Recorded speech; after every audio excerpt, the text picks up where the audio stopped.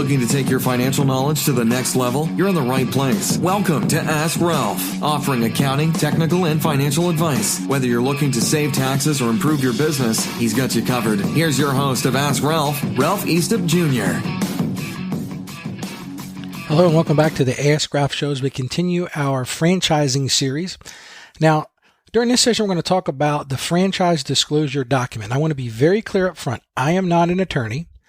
I didn't study law in college, but I'm going to give you some information related to the franchise disclosure document from a general, purveyor's point of view. I do not want you to rely on this, from a legal perspective. If you're looking at doing a franchise, you definitely want to hire an attorney and have one to look at this franchise disclosure document. But I thought we could spend a few minutes talking about, the basic components of that. But like I said, I want to be very clear about this.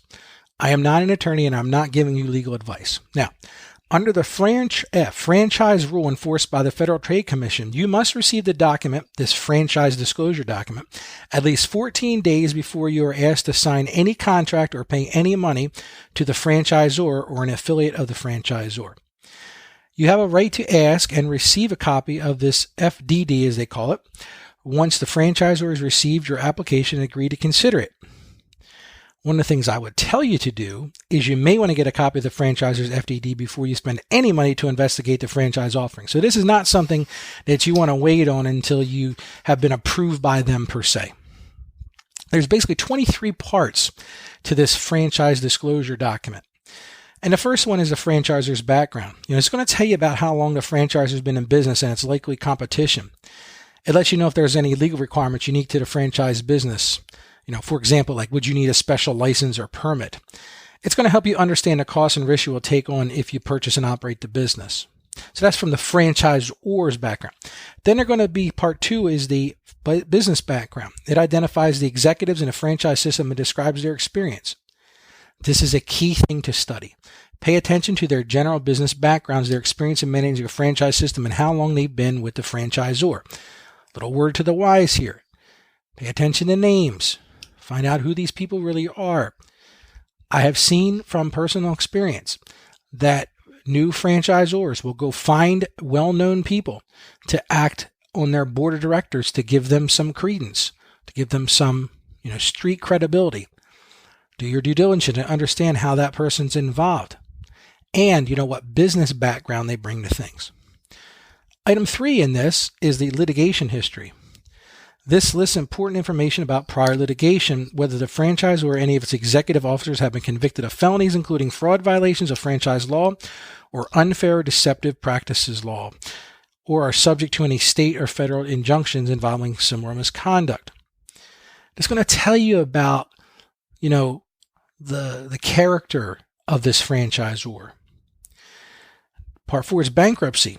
It discloses whether the franchisor, its predecessor, affiliates, or any other executives have been involved in recent bankruptcy. If the franchisor or its predecessor or affiliate has declared bankruptcy, carefully review the franchisor's financial statements in item 21, which we'll talk about later, and see if they're still capable of handling this. Unfortunately, you will find that some of these franchise will go bankrupt. Now, in some cases, it's a debt restructuring. And it's something that can work it out if they've got adequate capital and they've got a strong, business behind them. But you need to understand that. Now, the next 5 through 7 items is the initial and ongoing costs. This is something you want to pay very close attention to. This is going to tell you what your budget is going to be like for this franchise. They're going to talk about grand opening or other initial business promotions, business and operating licenses, product or service supply costs, real estate and leasehold improvements. They're going to mention the required equipment, such as a computer system or a security system. Pay particular attention to that. I've seen some franchisors get into this where they're providing you with the computer system and the software that goes behind it. My experience has been they always charge you 10 times what it's worth. Same with the security system. Is that really the best buy? But you may not have any choice. You need to understand their training, business insurance, compliance with local ordinances such as zoning, waste removal, and fire and other safety codes. That's if you're doing something that's going to involve that. That's, let's say you're opening up a restaurant where there might be some questions about, grease traps and things like that. I'm certainly not an expert in the area, but something you want to pay attention to. And then the last part of that is, employee salaries. You need to understand, what is it going to look like to have somebody running this, especially if you've made the decision that you're not going to be, quitting your full-time job to do this. You need to understand what you're going to have to pay somebody to do this. The next thing they're going to talk about, and this is items 8 through 12 in this FDD, is franchisor limits. The suppliers from whom you may purchase goods. And we talked about this before. They may say to you, you must buy all of your products from this supplier. So then you've got to do some more due diligence and find out, what is the stability of that supplier. They're also going to tell you in this part, the goods or services you may offer for sale. This is where the franchisor is going to say to you, you can do this, you can't do that. We talked a little bit about that before with the whole Boston market thing where they rolled out new products. But the individual franchisees couldn't do that. They had to wait for the franchisor to allow that. Where and to whom you can sell your goods or services. That's going to be a big component to this too. As part of this franchise disclosure, they may say to you, well, as a franchisor for, let's just use Middletown, Delaware as an example, if your territory is only Middletown, Delaware, they may very well restrict your ability to advertise out that market. So you've got to think about that. Is it practical to just do that? They'll also tell you whether you can use the internet to sell goods or services to customers within or outside of your territory, or if you're competing against the main parent company. And the right of the franchisor or other franchisees to use the internet to solicit customers or to sell in your territory. So you need to understand that as well. So not only is it going to disclose, where you buy your goods, what you're allowed to sell, for whom you can sell goods. It may actually even mention price points. That's something else you want to consider. If you're in a market where, maybe the cost of living is higher, but you've still got to sell these products in, with a pricing model that's coming to you from somewhere else, then you need to take that in consideration, because maybe the salaries that you're going to have to pay, or the rent that you're going to have to pay, or the utilities you're going to have to pay are going to be higher based on your geographic location. Now, this is all important stuff because this is all going to be disclosed in a franchise disclosure. You need to take time and you need to read it page for page. You need to understand every little nuance that goes into that in that franchise disclosure document. And you need to spend some money with an attorney. This is a document that's going to govern your success in this particular franchise. You can't skimp on this. Have an accountant look at it. From the standpoint of costs, have an attorney look at it.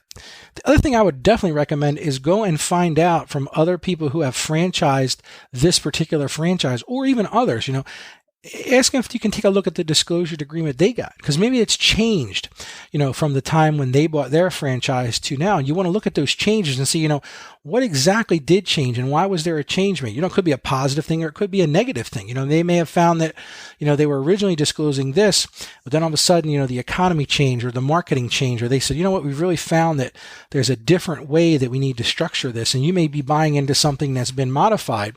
So all of your, assumptions that you made may have changed. Now, in our next session, we're going to continue talking about the FDD. So make sure you tune in then. You've been listening to Ask Ralph, brought to you by Saggio Accounting Plus. Please subscribe to and rate our podcast on Apple Podcasts or wherever you get your podcasts, and leave us a rating and review. Our podcast is produced by Carolyn Peters. Thank you for listening, and be sure to like us on Facebook and follow us on Twitter at Ask Ralph Media. You can also hear me each week on 1450 WILM and on 1410 WDOV in Delaware, and on the iHeartRadio app. Submit your questions or ideas for future shows by sending an email to AskRalph@AskRalph.com.